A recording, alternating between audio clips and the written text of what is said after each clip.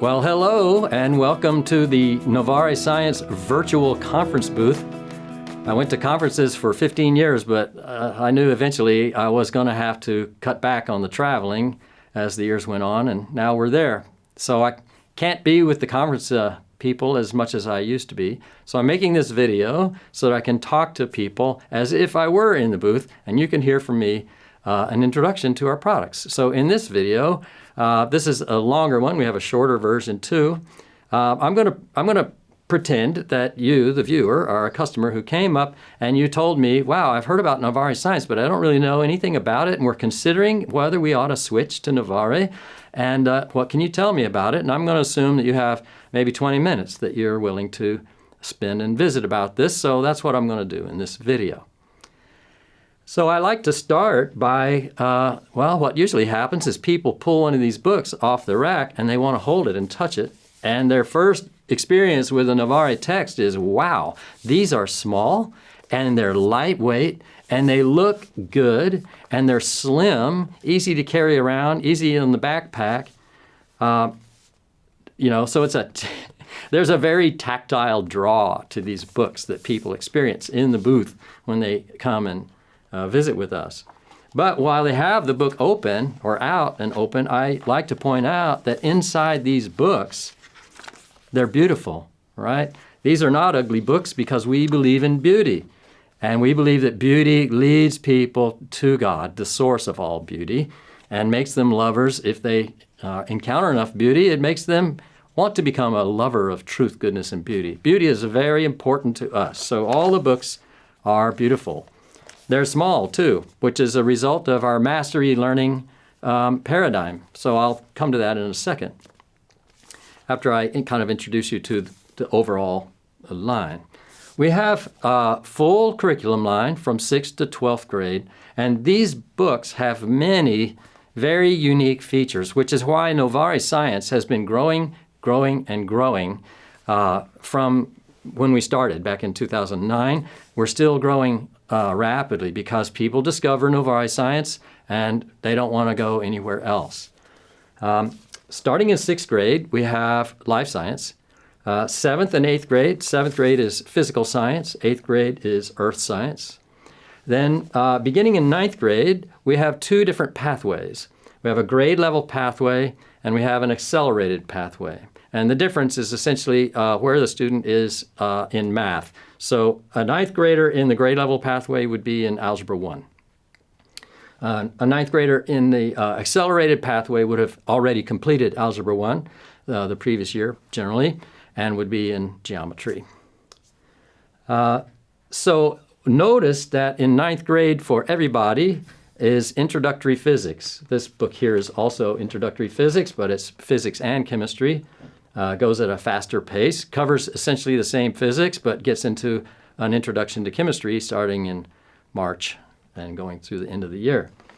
There are huge benefits to putting 9th grade physics for everybody, which I'll mention in a little bit. And so we're real big believers in physics first is what we call it.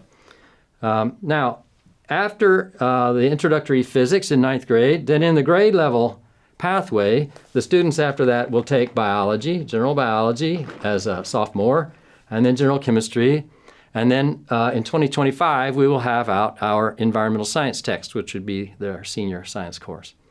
In the accelerated track, students start out with the introductory physics and chemistry.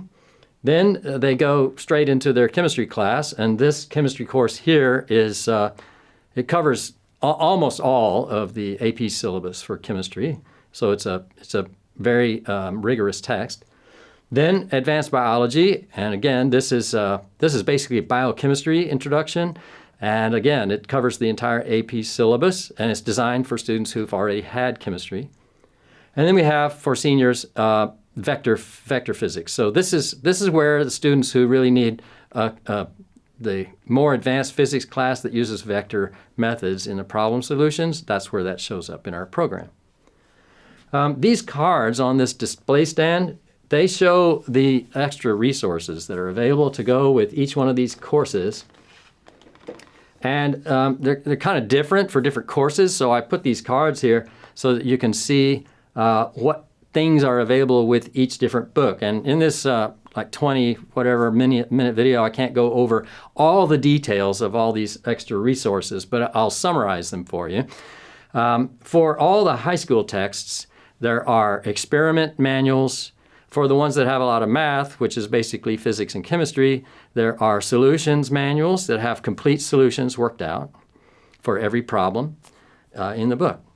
There's also a digital resources package that goes with every text. We call it a download, digital resources download. You access it through your account at Classical Academic Press, and there's about 100 documents in there for each text. It includes a year's worth of quizzes and or tests.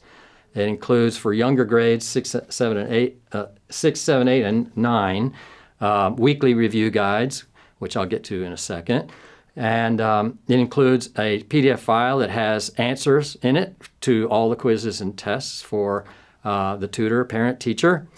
And it has guidelines on recommendations for teaching the class, a sample schedule, a lesson list. So really a whole package of documents that you need to run the class. There are, as I mentioned, there are experiments books for all the different books. For the 6th, 7th, and 8th grade books, the experiments are in the text, and the manual is a digital manual that's part of the digital resources. All right, now let me shift gears and just talk a little bit about what makes our curriculum so attractive to people and so unique. And this boils down to two questions that I was trying to address when I first started teaching at a classical Christian school in 1999. And the first was, how do we teach science classically? Which back then no one had an answer to. How do we make it classical? So all the science teachers were just teaching the way they were taught, which is basically how you were taught in the public school, which is not a classical methodology at all. And the second question relates to this pattern of behavior that I saw everywhere, not just in science, but in every kind of class. Students cram for tests, they pass the tests, and then 3 weeks later they forget almost everything they crammed. And to me, this was a disaster. And everybody admits it's a disaster once we talk about it, but most people just nod and say, yeah, that's the way it is. That's how I did when I was in school. But see, I wasn't willing to accept that because I think that's a disaster for education. It's ruinous. It's frustrating for the students, very frustrating for the teachers. So it's an exercise in futility. I wanted to figure out how can we teach so that we can get out of that cycle. Let me address that first.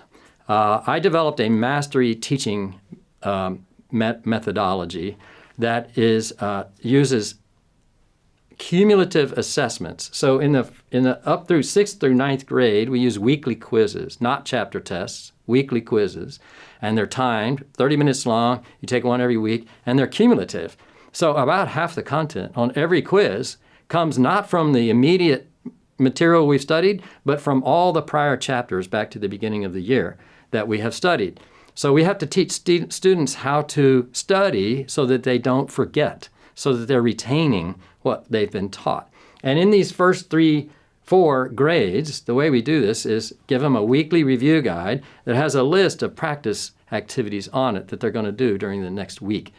And this is things like drill flashcards or practice these problems, practice saying the 3 ways static electricity can form, practice explaining how a motor works, these kinds of things. Practice these 4 new problems. So in the course, these introductory physics courses for 9th grade, there's always at the bottom of the weekly review guide 4 new problems that come from older chapters, and the answers are on the back. They should be able to work those 4 problems in just a few minutes and get the right answer. And they do this every week, so they're constantly exercising these skills. They're constantly practicing.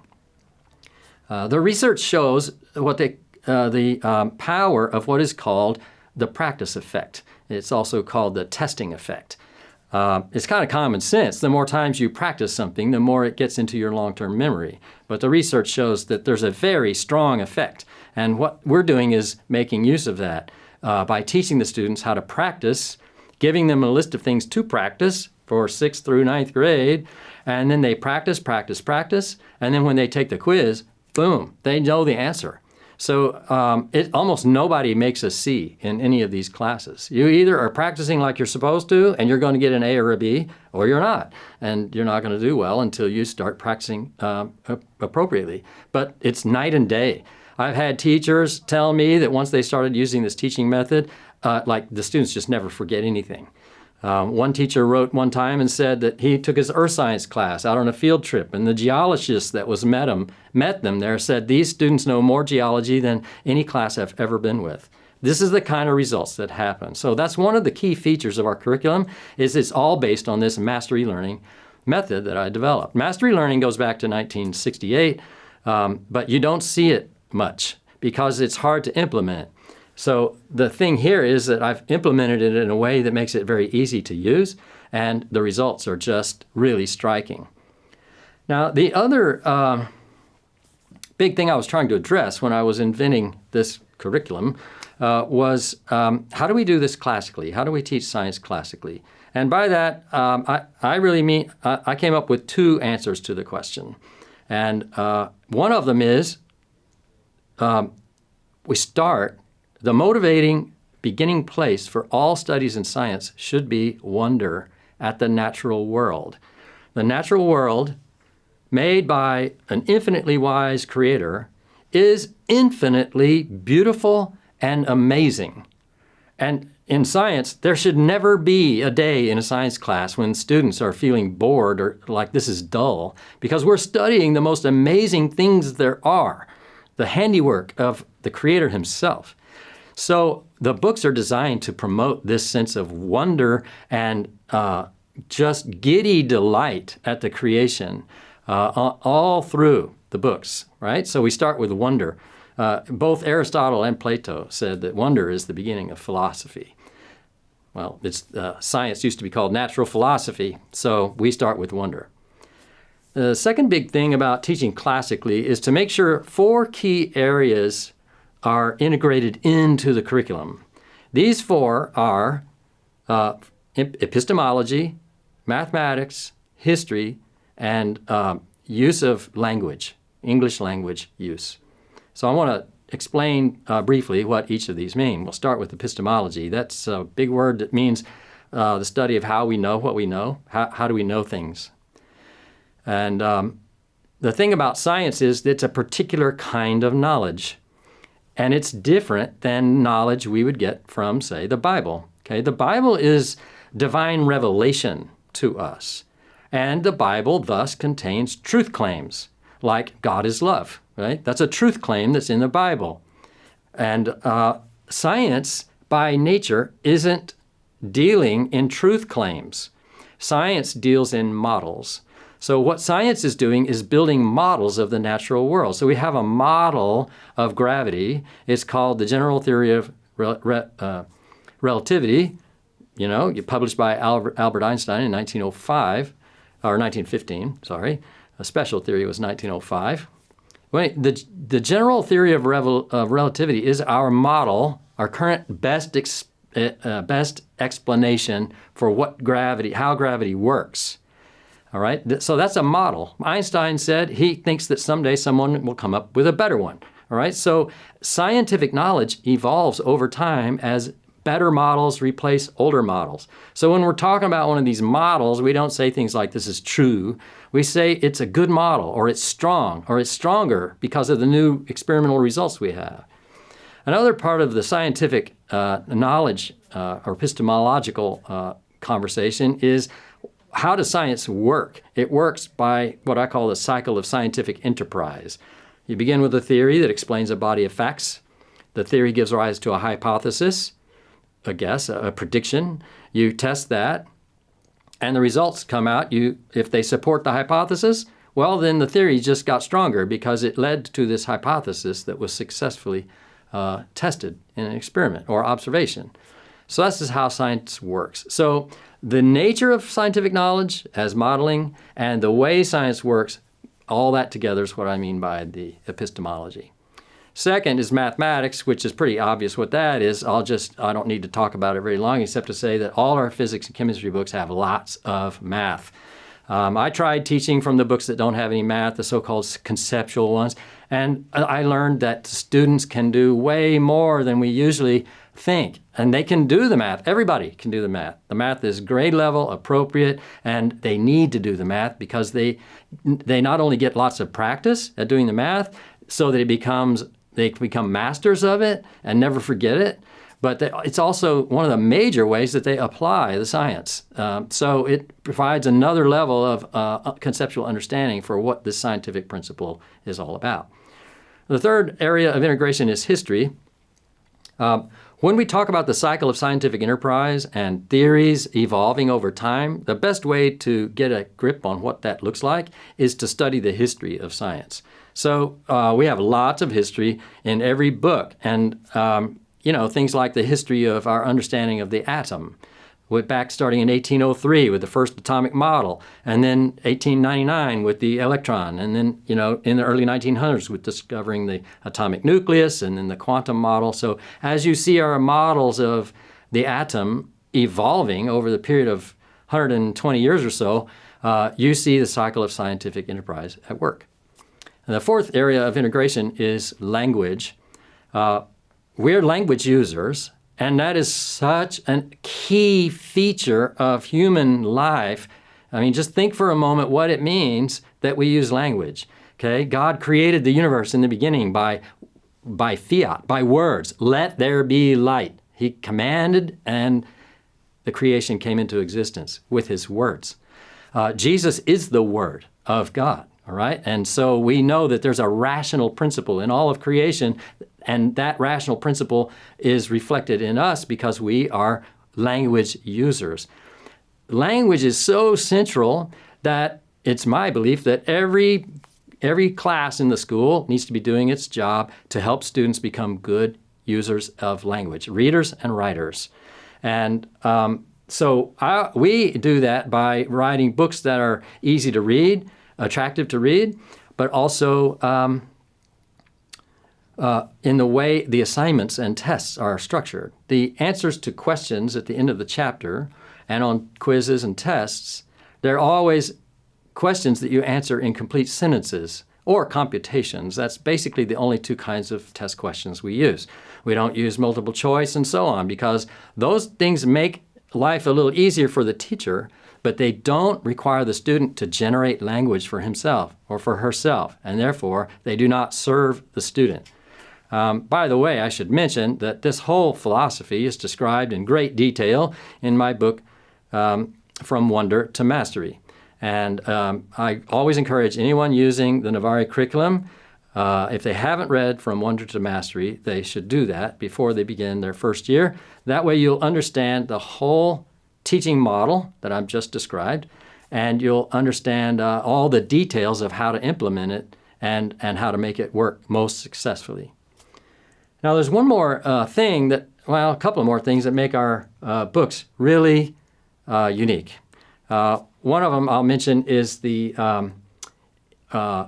accessibility issue. Students tell me all the time, they come up to me at conferences or other places and they say, reading your books is just like having you here talking to us. They're so easy to read. One student told me he took his book with him on his family vacation at Christmas so he could read it on the plane just because it was so much fun to read. So I'm really proud about this because when I started writing texts, I had no idea that they were going to be like that. I mean, I wanted them to be fun and easy to read and what good explanations of things. I didn't know if I was going to be able to accomplish that, but students tell me that that's how they are. So that's a really attractive feature. And it also means that the books are that much more easy to use in a homeschool context where you don't have a teacher to, answer lots of questions and repeatedly explain things. You need a book that is easy to read, that has very good explanations. And the last thing I will say is our approach to integrating faith into science study is also unique. We believe that students need to study mainstream science, and they need to understand the areas where there are controversies.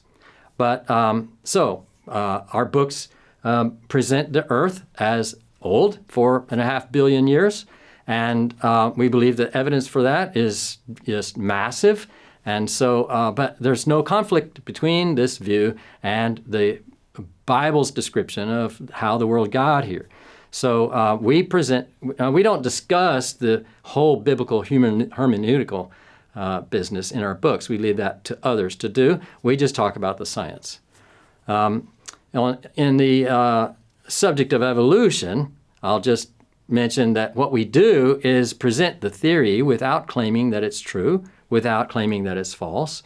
There are Christians on both sides of this issue. I'm well aware of that. We leave that debate to others to read different books and support different points of view and learn how to interpret the Bible and so on. We leave that work to others. We just present the mainstream science and say, here's what the mainstream science is, and here's the evidence for it. But we're not claiming it's true. Well, the scientists don't claim it's true either. They claim it's their best explanation because that's what science is. All right, so what we're doing is integrating faith by pointing out that God is the creator. The creation is stunning and beautiful. It's obvious when you look at the creation that it was designed by an intelligent person with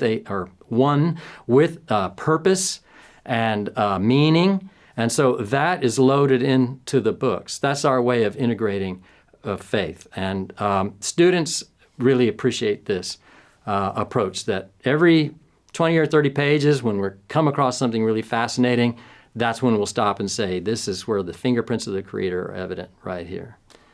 I hope you've gotten your feet wet now with understanding our curriculum. I hope you'll visit other things on our website and learn more about it, or contact our sales staff.